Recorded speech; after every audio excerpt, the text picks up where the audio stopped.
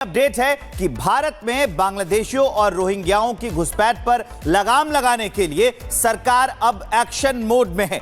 शहर शहर घुसपैठियों की तलाश की जा रही है, उनकी पहचान की जा रही है। सुमित, बिल्कुल, और उन्हें पकड़ा जा रहा है, धरपकड़ की जा रही है और उन्हें डिपोर्ट किया जा रहा है वापस। संदेश साफ है, भारत में घुसपैठियों के लिए अब कोई जगह नहीं है।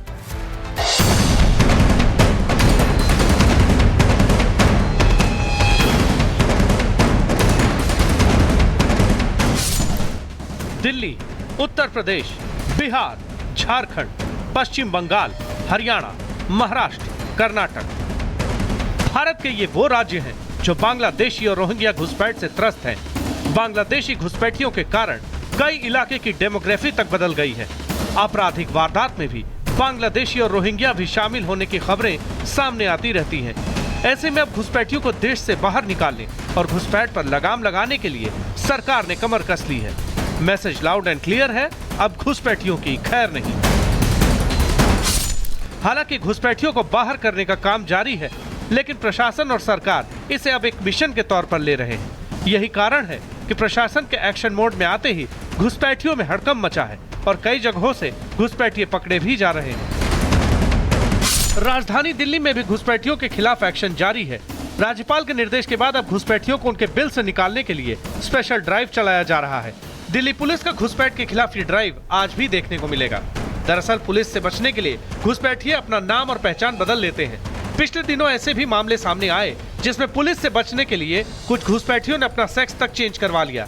ऐसे में पुलिस के लिए घुसपैठियों की पहचान एक चुनौती बनती जा रही है।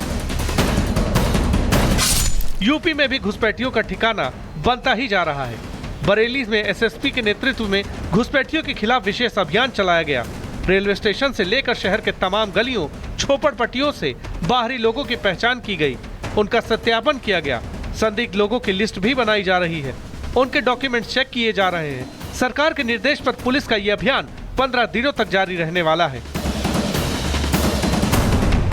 अपने थाना क्षेत्र के एरिया में ये सूचना संकलित करेंगे कि कहाँ बाहर के लोग आवासित हैं जो अस्थायी रूप से वहाँ रह रहे हैं। जाके उनसे बातचीत करेंगे, उनका सत्यापन करेंगे। ये देखेंगे कि कोई बांग्लादेशी या रोहिंग्या तो वहाँ पे नहीं रह रहा है। अगर ये पाया जाता है कि वो बांग्लादेशी या रोहिंग्या है तो उसको प्रॉपर नियमानुसार जो एमएचए की गाइडलाइंस है उसके हिसाब से डिपोर्ट किया जाए। यूपी के उन्नाव में भी पुलिस ने 3 विदेशी महिलाओं को गिरफ्तार किया है। जानकारी के मुताबिक ये तीनों महिला म्यांमार की रहने वाली हैं और घुसपैठ कर भारत आई हैं। पुलिस से पूछताछ में इन महिलाओं ने बताया कि बांग्लादेश बॉर्डर से घुसपैठ के लोग असम में दाखिल हुए, असम से कानपुर आए और फिर कानपुर से उन्नाव, जहां शुक्लागंज में गंगा किनारे झुग्गी झोपड़ी बनाकर ये लोग रहने लगे। पूछताछ में इन्होंने ये भी बताया कि इनके साथ 7 अन्य लोग भी शामिल हैं जो यहीं कहीं पास में रह रहे हैं। यानी उन्नाव में गंगा किनारे म्यांमार के 10 घुसपैठी आराम से जिंदगी गुजर बसर कर रहे थे, लेकिन उन्हें अब भारत की रोटी ज्यादा दिनों तक नसीब नहीं होने वाली। पुलिस ने तीनों महिलाओं को जेल भेज दिया है। अन्य घुसपैठियों की तलाश भी की जा रही है। प्रशासन ने केंद्र सरकार को 10 विदेशी नागरिकों के बारे में जानकारी भी मुहैया करा दी है। जल्द ही उन्हें डिपोर्ट किया जाएगा। वहीं पुलिस की जांच में देश के साथ गद्दारी करने वाले एक पूर्व सभासद के नाम का भी खुलासा हुआ है।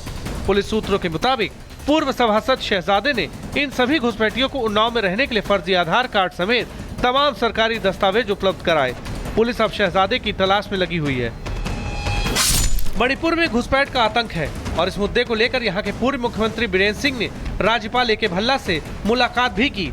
बीरेन्द्र सिंह ने राज्यपाल के राज्य में घुसपैठियों के सत्यापन और घुसपैठियों को जल्द से जल्द डिपोर्ट करने की मांग उठाई है। घुसपैठ के मुद्दे पर उन्होंने केंद्र गृह मंत्रालय के एक आदेश का हवाला देते हुए राज्यपाल को एक ज्ञापन भी सौंपा है। तो घुसपैठियों के खिलाफ पूरे देश में सर्च ऑपरेशन जारी है और अब घुसपैठिए किसी भी हाल में बचने वाले नहीं हैं। Bureau report, Republic Bharat.